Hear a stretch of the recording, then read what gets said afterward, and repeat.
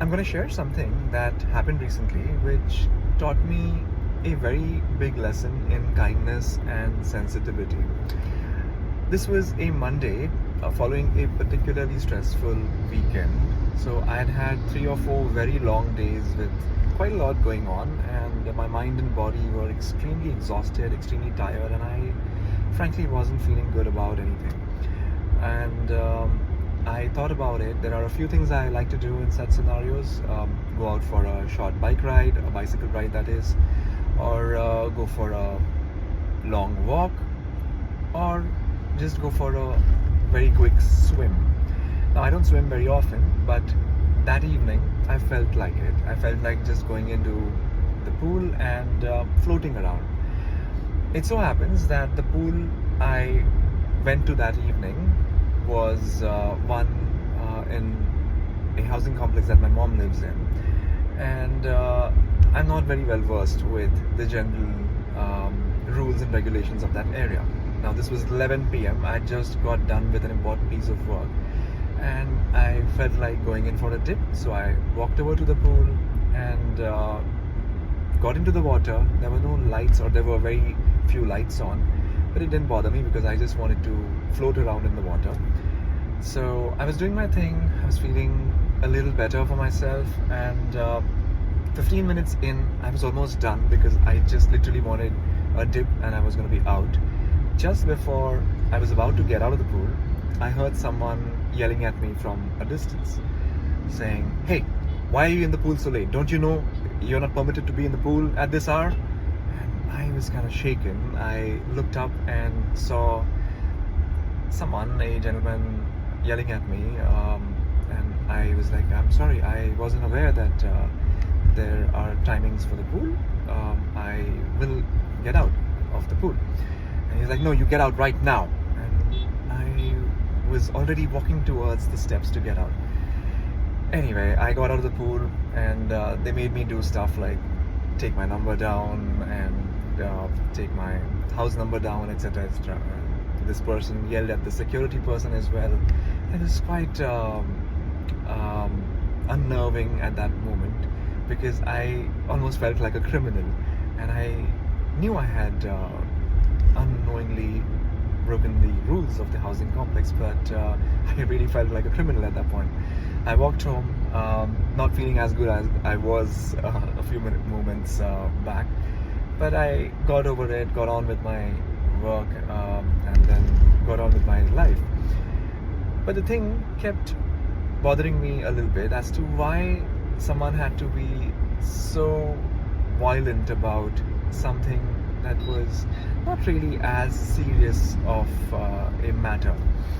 And I thought about it. I thought about how I deal with similar situations. There are times when people do things that I don't think are appropriate, or I know are not right basis general rules and regulations, and I of course do feel that I should be giving them a little bit of a piece of my mind, but I also consider that there may be some background to how they are approaching that. Maybe it's a lack of information, maybe it's a situation, there could be a bunch of things.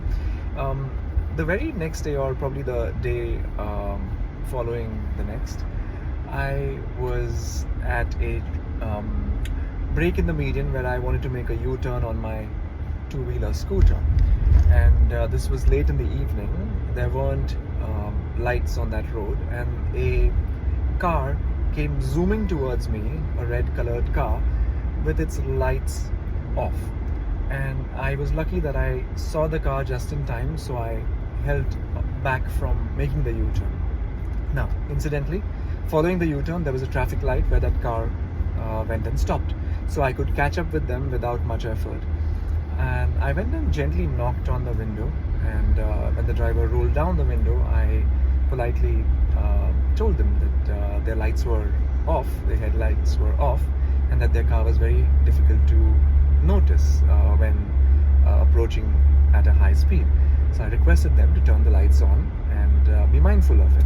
Now, this gentleman looked at me and he was apologetic, and he immediately turned his lights on and we moved on with our lives.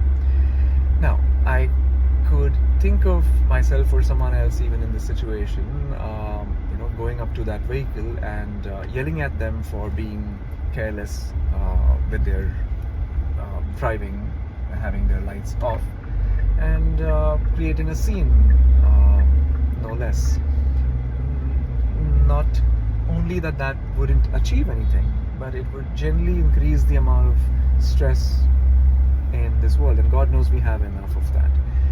So this happened, everything that I did, that is, was pretty much inadvertent. I did not really think it through before it happened, but after that I literally pulled over to the side and thought about it, and I thought it was a very similar situation where someone else had unknowingly made a mistake, or was erring to an extent, and instead of getting mad at them, yelling at them, getting my frustration out at them, all I had to do was walk over and request them to consider their actions and what they could do from there on politely.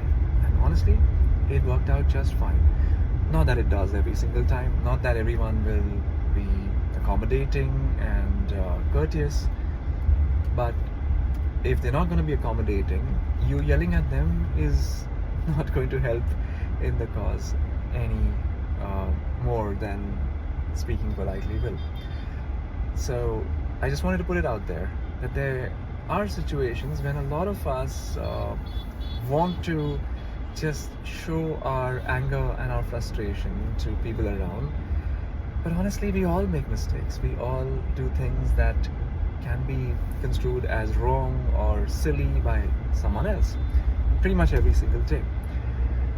I think the most humane thing to do in such a situation is to just hold back for a second, give yourself a moment to think about the potential possible causes that could have led that person to do whatever it is that they're doing, and even if you can't think of a real probable cause, at least give them the benefit of doubt, and then go on and put in your request politely. The world will probably be a much better place because we're not yelling at each other then, and who knows, we might just even end up having a much better time with our own selves because we've been kinder. God knows we need that kindness. So think about this. It's been a longish story as opposed to what I had planned for, but I think it was important to put it out there with the right context. Thank you for listening in if you've come this far. I appreciate your time, and as always, I hope to see you when I see you. Have a good one, folks.